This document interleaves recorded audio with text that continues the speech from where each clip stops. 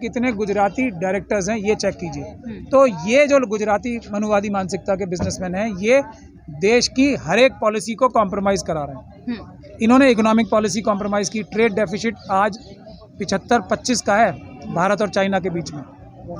इन्होंने हमारी देश की अर्थव्यवस्था ख़राब कराने के लिए अपने जो स्पोक्स पर्सन थे उनसे इस्लाम धर्म के ख़िलाफ़ बुलवाया, ताकि क्या होगा, वहाँ पे जो लोग नौकरी कर रहे हैं उनको वहाँ से निकाला जाएगा, लाखों लोगों को वहाँ जगहें खाली होंगी, ये लोग बेरोजगार होकर इंडिया आएंगे और नौकरियाँ किसे मिलेंगी? चाइना और पाकिस्तान के लोगों को। जो वो फॉरेन एक्सचेंज कमा के लाते हैं कहाँ जाएगी? वो चाइना और पाकिस्तान को।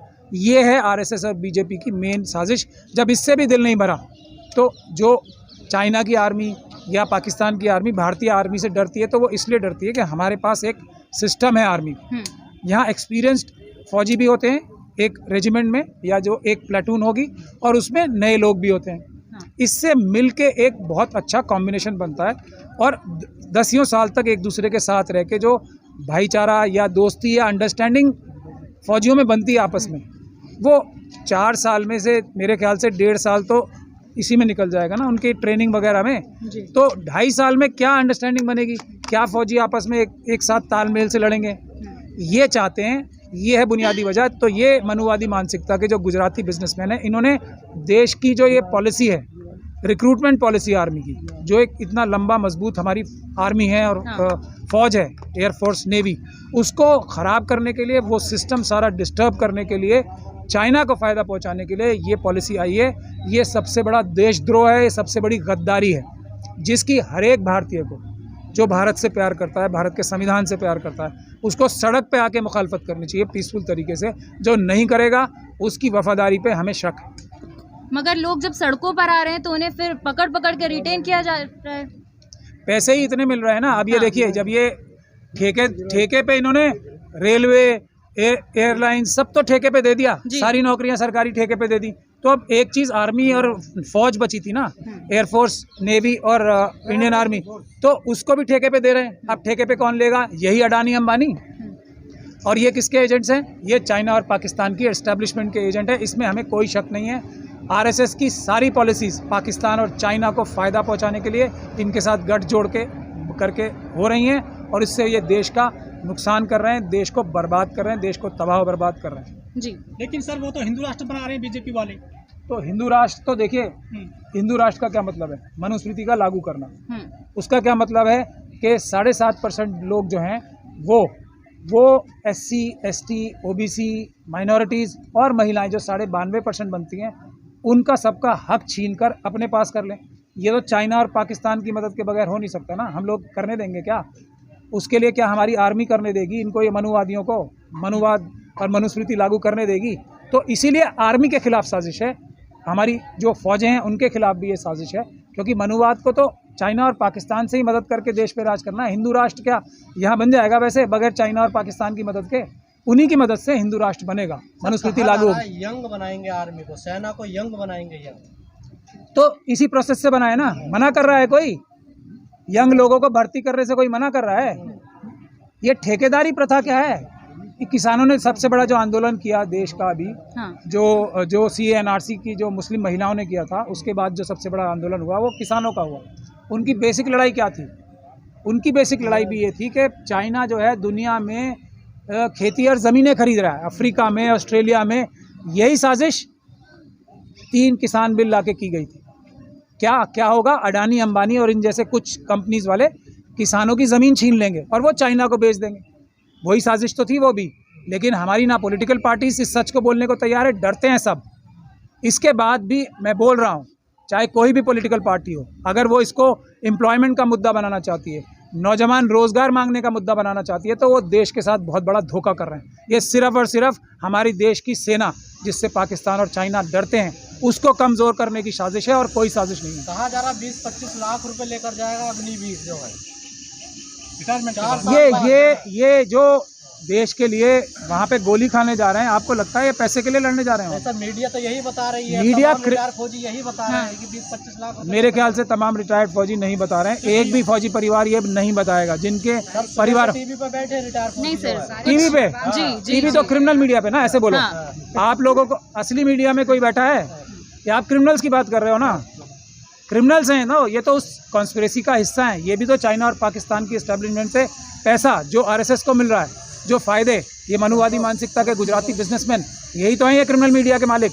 वो तो उस पर मत बात, उस पर के बात आप देखते हो तो मुझे आप पे बहुत शर्म आ रही है। अगर आप सर ये जो आप गलत, एक मिनट इस सवाल का सबसे ज़्यादा देखा जाता है, फिर आप लोगों को बहुत गलत फहमी है।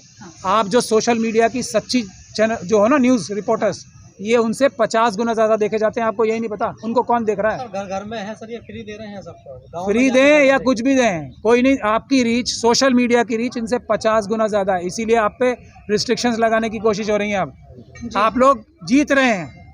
ये जो अभी जो हमारे देश के नौजवान ये जो प्रोटेस्ट कर रहे हैं ना, ये जीत चुके हैं। और सोशल मीडिया पे जो असली रिपोर्टर्स हैं वो जीत रहे हैं। ये सब जितने भी बड़े बड़े नाम हैं ना, इन सबको हम अम्बेडकरवादी जेल भिजवाएंगे। ये लंबे लंबे टाइम के लिए पाकिस्तान और चाइना की जासूसी करने के लिए जेल जाने वाले हैं। आप फिक्र मत करो। वो कहाँ जेल जा रहे हैं? आप जैसे लोग जा रहे हैं बोलने वाले जेल। ये अभी है ना, ये अभी का टाइम है। अभी आप देखो, टाइम आ रहा है। ये जितने कोटर टाइप पहन के बैठे हैं ना सब टीवी चैनल्स पे फ्रॉड, ये सब जेल जाएंगे, एक भी नहीं बचेगा। राज्यसभा जाएंगे। राज्यसभा से लोग जेल नहीं जाते क्या? जब संविधान का राज आएगा, और वो आने वाला है जी, सबको सबके गुनाहों की सजा मिलेगी, चाहे कोई वर्दीधारी हो या कोई कुर्ताधारी हो। सब ध्यान रखें, अभी बिल्कुल संविधान राज नहीं है। संविधान को तोड़ने की कोशिश की जा रही है। 4 सुप्रीम कोर्ट के जजेस ये बोल चुके हैं प्रेस कॉन्फ्रेंस करके कि हम पे दबाव है। अगर सुप्रीम कोर्ट के ऊपर दबाव है तो क्या संविधान का राज है? संविधान को ख़त्म करने की कोशिश की जा रही है। और हम अम्बेडकरवादी संविधान का राज लाएंगे, पूरी तरीके से लाएंगे, किसी भी हालत में उसको कॉम्प्रोमाइज़ नहीं होने देंगे। जो प्रधानमंत्री, जो होम मिनिस्टर संविधान की शपथ लेके बड़े बड़े ओहदों पे बैठे हैं, उनकी नाक के नीचे ये बोला जा रहा है कि हम हिंदू राष्ट्र बनाएंगे। धर्म संसद होके ये बोला जा रहा है कि हम भारत का संविधान ख़त्म करेंगे, हम मनुस्मृति लागू करेंगे, और वो संविधान की शपथ खा के चुप बैठे हैं। ये लगता है आपको संविधान की रक्षा करेंगे ये लोग? सर जनरल बीके सिंह ने जैसे बताया, उनसे पूछा गया तो उन्होंने कहा मुझे अग्निपथ के बारे में अभी कोई भी जानकारी नहीं है। और जहां तक पता चल रहा है कि राजनाथ सिंह को भी इसकी जानकारी नहीं थी, रक्षा मंत्री हैं।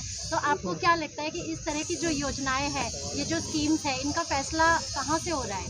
कौन सी कैबिनेट ये डिसाइड कर रही है? देखिए, मैंने सीधे सीधे अभी बताया, शायद आपने मेरी पहली बात नहीं सुनी। मनुवादी मानसिकता के गुजराती बिजनेसमैन जो चाइनीज़ कंपनी में, आप इसके रिसर्च कीजिए ना, सबसे इंपॉर्टेंट बात बता रहा हूँ, कितने गुजराती मनुवादी मानसिकता के बिजनेसमैन चाइनीज़ कम्युनिस्ट पार्टी के और पीपल्स लिबरेशन आर्मी के कंपनीज़ में डायरेक्टर हैं, फ्रंट कंपनीज में। आपको वो बना रहे हैं पॉलिसी देश की।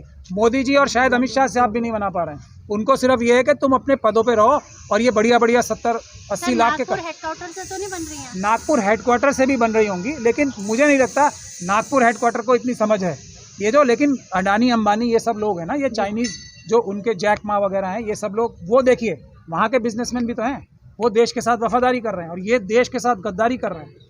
ये हैं अडानी अंबानी देश के दुश्मन, और चाइनीज़ और पाकिस्तान। और एक हमारे जिंदल साहब भी हैं कोई, जो पाकिस्तान स्टील के साथ, उनके भी बड़े घनिष्ठ संबंध है। सज्जन है, क्या नाम है उनका? नहीं, सज्जन जिंदल, जो नवाज शरीफ की जो स्टील की कंपनियां, उनके साथ बिजनेस है उनका, वो भी मोदी जी के बड़े खास हैं। अभी एक लेटेस्ट केस मैं आपको बताऊंगा, जायोमी कंपनी, आप सबको पता है ना, उनके कोई मनु जैन करके इंडिया हेड थे। जैसे ही मोदी जी बने, तुरंत उनको इंडिया हेड बना दिया जायोमी कंपनी ने।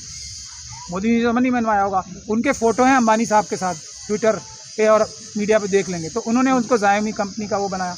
वो जायोमी कंपनी के मनु जैन साहब अभी 5000 करोड़, ईडी ने उनके ऊपर मुकदमा किया, 5000 करोड़ रुपए लेके भागे हैं और अभी दुबई में है। जायोमी वर्ल्ड वाइड कंपनी के वाइस प्रेसिडेंट बने। तो ये 5000 करोड़ जो देश से चुराया है उन्होंने, जिसका ईडी ने अभी केस किया है। और आप समझ लीजिए, ये वाली ईडी अगर उनके ऊपर 5000 करोड़ का केस कर रही है तो कम से कम 50,000 करोड़ चुराए होंगे। और जो ये जायोमी कंपनी है वो बैन हुई थी अमेरिका में अभी 2 साल पहले।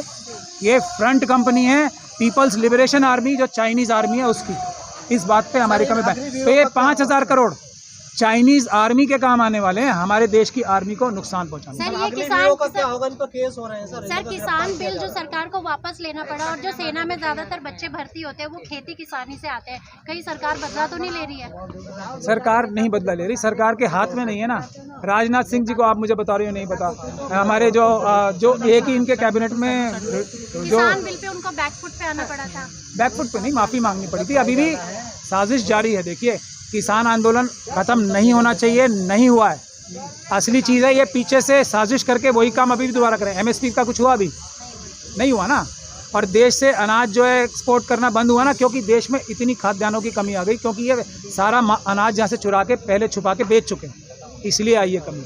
तीसरी चीज़ ये अभी आर्मी का काम शुरू हो गया, ये भी लड़ाई हम जीत चुके हैं। लेकिन मैं नौजवानों से ये गुजारिश करूँगा, पीसफुल तरीके से प्रोटेस्ट करें, हम जीत चुके हैं। और जो हिंसा करने वाले आ रहे हैं उनको रोकें, उनको पकड़ें और पुलिस के हवाले करें। और ये लड़ाई जीत चुके हैं हम। लड़ाई ये नहीं होनी चाहिए, लड़ाई ये होनी चाहिए कि अब राजनाथ सिंह जी या तो आके कहें मुझे ये नहीं पता थी, और उन गद्दारों को देश के जो पाकिस्तान और चाइना की इस्टेब्लिशमेंट के साथ मिलकर ये पॉलिसी लाएं, उनको अरेस्ट कराएं। हमारा आंदोलन इसलिए होना चाहिए, हमारा आंदोलन उन गद्दारों को अरेस्ट करना चाहिए, उन गद्दारों को देशद्रोह का मुकदमा लगा के अरेस्ट कराना होना चाहिए, जो ये पॉलिसी लाएं उसके लिए करें। ये तो खत्म हो चुकी पॉलिसी, ये नहीं चलेगी। कह रहे हैं मोदी जी का आशीर्वाद से 2 साल और बढ़ा दी हमने। हाँ, क्या बढ़ा दी? आशीर्वाद से बढ़ा दी है। 23 कर दिया उन्होंने। ठेकेदारी प्रथा क्यों नहीं हटा दी? ठेकेदारी प्रथा पे आर्मी होती है क्या? किसी देश में है ऐसा? किसी देश में है ऐसा? तो होने जा रहा हूँ ना। मैं वही कह रहा हूँ ना, ठेकेदारी पे आर्मी भी होगी, और वो ठेकेदार जो होंगे वहाँ अंबानी और अडानी होंगे। मना है क्या रेगुलर नौकरी देना 23 साल करके? कौन मना कर रहा है? जो प्रक्रिया है आर्मी में भर्ती की, जो सैकड़ों साल से चली आ रही है, जिससे हमारी आर्मी और हमारी सेनाएं बनी हुई हैं मजबूत, उसी तरीके से। नया भारत बना दिया ना, तो बदलाव तो करने पड़ेंगे ना। हाँ, जो चाइना और पाकिस्तान की एजेंसीज के साथ मिलकर भारत का नुकसान कर रहे हैं, वो नया भारत हम नहीं बनने देंगे। सर, ये भारत किसान का, मजदूर का, नौजवान का होगा, या क्रोनिक कैपिटलिज्म की तरफ जो देश बढ़ रहा है, ये उनका भारत होगा? आपको क्या लगता है हम अम्बेडकरवादी इतने कमज़ोर हैं? हम श्रीलंका भी नहीं बनने देंगे। हम उससे पहले ही पीसफुल प्रोटेस्ट करके इन सभी लोगों की हम लोग जेल भिजवाएंगे। हम श्रीलंका की तरह इन्हें मारेंगे नहीं।